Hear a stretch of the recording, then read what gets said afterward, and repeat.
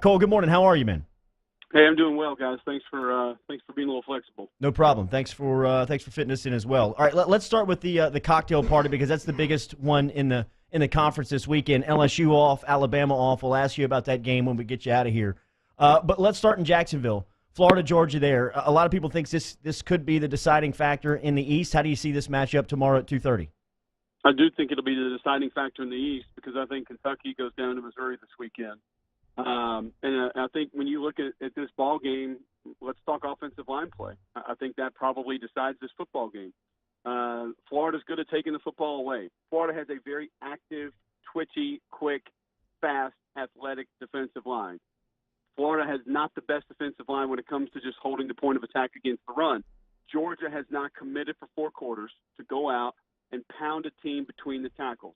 If Georgia does decide to do that, and Jim Chaney goes that route, can Florida hold up against that style offense with those kind of athletes for 4 quarters? If they can, I think Florida wins the football game. And on the flip side, I think Felipe Franks needs a little bit of balance. He needs a run game to offset what he's going to be asked to do, because if he has to play high-risk football, then Florida's in trouble. If he's putting the ball in the air 25, 35 times, I think Florida's in trouble in this game because the back end of the Georgia defense is really good. Here's the advantage for Florida. Even though that offensive line is not playing great ball, they have gotten a little bit better the past few weeks. And the Georgia front is not the same Georgia front that we saw a year ago. They're not as stout against the run. Saw Vanderbilt open up a few things on the run game against them just 2 weeks ago. So I think if that offensive line can play a decent game, an above-average game, with the way Michael Ryan's running and Jordan Scarlett behind him, those guys are running angry right now.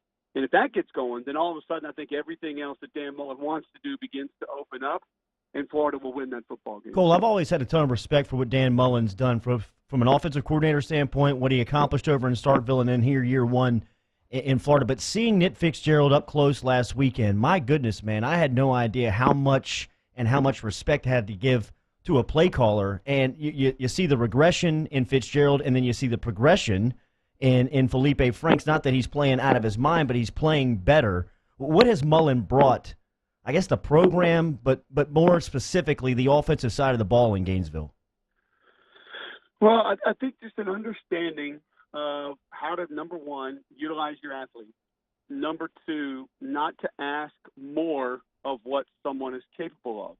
I mean, Dan is big on just taking what the defense gives you and forcing the defense to make decisions, forcing conflict defenders, whether it's defensive end on a zone read, whether it's how a secondary plays your wide receivers when they're split out on screens, whether it's how you play an RPO. I mean, he is going to force conflict defenders and force you to make difficult decisions on how you're going to defend things. That's why he has a lot of options in his offense and certain things that he runs. And he's big on taking what the defense gives you. If he is sold on, if you just play within what he asks you to do, it's going to work. And I think when quarterbacks get away from that a little bit is when they begin to struggle. So, I mean, go back to that Florida-Mississippi State game. I think we talked about it a few weeks ago. I mean, Florida's essentially just turning and throwing 80, 90% of the time. And then all of a sudden they begin to bust them late. I think Dan has a pretty good understanding, too, of how to coach a game as opposed to just coaching his offense. So many times we see guys, one of the things I've been impressed with Steve Ensminger this year, he understands how to manage a game as opposed to just coaching his offense. How many times do we see guys out there with a 3-point lead and 4.5 minutes left, and they're throwing the ball on third down? I don't give a damn what your record is or what kind of quarterback you have or receivers you have. Just run the football and milk the clock and punt the ball. Now, it's not a difficult concept. You know, Ben Lear, my former quarterback at Auburn, has one of my favorite quotes pertaining to football that I continue to go back to. Football ain't hard, and it's not. And I think what Dan Mullen does is he sort of takes that. He makes it look difficult. He makes it difficult to defend, but he makes it pretty easy on his quarterbacks. And if they live within that, then they're going to find ways to be successful. Yeah, look, ultimately that's always been the sign of a really good coach. To me, it looks complex for the opponents, but when it comes to getting the message to your players, it's simple. We're talking to the best. We're talking to Cole Cubelic at Cole Cubelic on Twitter. Catch him on the SEC Network each and every weekend. And so, Cole, on Missouri-Kentucky real quick, you said you think Missouri's going to win this game. That line is now Mizzou -7. Mizzou's obviously unranked. They're 0-3 in the SEC. Kentucky's 12th. Why does everybody seem to think that Missouri is the favorite here? Well, for me personally, T-Bob, a lot of this is just feeling. I've had Kentucky a couple times this year. I had the Florida game, I had the South Carolina game, and I had them last week against Vanderbilt. I have a good feel for that team, and I'll just be open. There's a lot about that team that I really like. Mike Edwards and Chris Westry on the back end. I mean, Mike Edwards is the most underrated safety in college football. The guy comes up and plays the run. He makes tackles behind the line of scrimmage. He's not a liability in coverage. He is a really good football player. They've got big physical corners. And I think you look at Josh Allen, I call him kind of the Mariano Rivera of the SEC because all he does is take over games in the fourth quarter. I mean, he closes games out for Kentucky, strip sack against Florida and Felipe Franks, strip sack against Jake Bentley to end their chances, strip sack against Kyle Shermer on their final play of the game last weekend. Wow. I mean, he finds a way to end games late in the fourth quarter. And I think that if you look at the Missouri offensive line, that's still going to be a big challenge to try to manage him. But they completed 3 passes last week for 18 yards to one receiver. That kind of balance is eventually going to get, or lack of balance, is going to get you trouble in this league, being on the road against an offense that can score. And I'll say this, when I study Drew Lock, the numbers don't suit the way that he's played this year. He has been hampered by a lot of drops. His receivers are not helping him very much. And I think missing Emmanuel Hall has been big for him, a guy who potentially will play in this football game. Missouri's running for over 200 yards a game, guys. Wow. And nobody talks about their rush offense. So they actually do have balance. And I think Missouri's a team that can go out there and accidentally score 24 points. And with the way that Kentucky lacks balance, all of a sudden if they get down 17, 14, even 10 points early in that game, can they be the type team that plays from that kind of deficit against an offense that knows how to score? I just think it's a bad spot leading into Georgia the next week, where a lot of guys are going to be looking forward to that game. Everybody's always talking about, it's game day coming to Lexington. That's going to be the CBS early game because we know Bama LSU is going to be the CBS late game.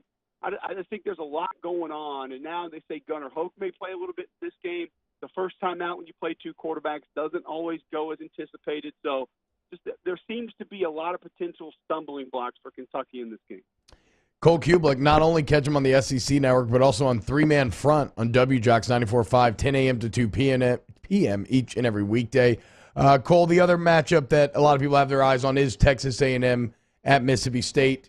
This is a state team that they could definitely use a win. This is an A&M team that may be the most surprising in the SEC. I mean, especially their rush defense is absurd right now. And I'm trying to figure out, what are my feelings going to this LSU A&M matchup, and this is going to be a great fact-finding mission in that regard. What's your read on Aggies versus Bulldogs? Well, I think it goes back to kind of what we mentioned with Kentucky and just a lack of balance from Mississippi State. I would not be surprised to see Keaton Thompson in this game. He's a guy that has a legit skill set. I had the Tax Slayer Bowl last year. I think he has a better arm pushing the ball down the field, a little bit more of an accurate arm. Does not have the kind of mobility that Nick Fitzgerald does. But here's what I kind of see with Mississippi State right now. I think you got a quarterback in Nick Fitzgerald that fits Dan Mullen's offense perfectly. An offense that needs, that wants, that almost has to have quarterback runs to ultimately be what they want to do. They can get away without having it. But to ultimately be clicking on all cylinders, Dan wants quarterback runs and has to have them. Joe Moorhead's offense, I think quarterback runs are more of a nice-to-have to him. He doesn't build his offense around running the quarterback.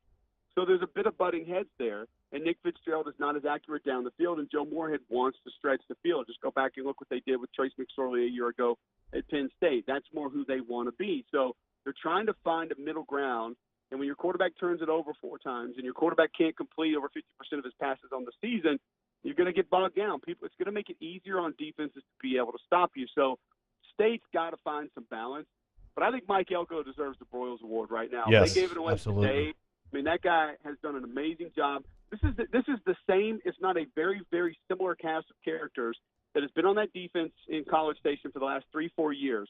And all of a sudden, that DNA, that mindset, that footprint, that makeup of that defense has completely changed. It's crazy. And Daylon Mack and Matabuki and Kingsley Kiki and Landis Durham and those guys are playing great football. So even if Mississippi State gets a little bit of balance going, they still need to rely on the run game, and I have confidence that A&M can sort of stymie that. The mismatch in this game is going to be the Mississippi State defensive front against the A&M offensive line. That group is not ready to be a big-time offensive line yet. Jim Turner does a nice job with those guys, but they just still don't have the dudes to be able to go out and be a group that pushes you around. Jimbo Fisher can manage that. He can coach around that a little bit. I think the amount of weapons on the perimeter and Travion Williams will be enough for Texas A&M to find a way to win that game. Tennessee out South Carolina on the SEC Network tomorrow night, 6:30 Central Time kickoff. Catch Cole there as well as you can catch him every Friday here on Off the Bench. Final one, we'll get you out of here. Appreciate your time this morning as always. We got Nick Brissett in studio with us. He's leading the conference in touchdowns with 10 right now. Specifically, what have you made of LSU's rushing attack, their rush game this season with Brissett and Clyde? The thing that I like about it the most is that they're committed to it. And T-Bob can speak to this as, being a guy that played offensive line. You want your coordinators and your backs and your coaching staff and your receivers and tight ends. If everybody's committed to it, you'll find a way to get it going. And I think that commitment has allowed different guys like Nick and even Joe Burrow in the run game to find ways to be successful at different times. And they hit you at different spots. I mean, they mix in, like I said, those quarterback runs, which adds an extra blocker. They'll go gap scheme. They'll go stretch play. They'll run a toss every now and then. So the fact that they're committed to it and the fact that they can mix it and match it with big personnel, especially extra tight ends, fullbacks, things of that nature, go a little bit of old school, it's fun to watch. And I think if there wasn't a commitment to it, the way that they do it, eventually teams will be able to focus on it and stop it. But LSU just finds a way to continuously get it going. Have a good call tomorrow night, man. Thanks. Thanks, guys. Appreciate it. Thanks so much, Cole. Cubelic. We'll talk to him next Friday, start to get his thoughts on LSU Bama next.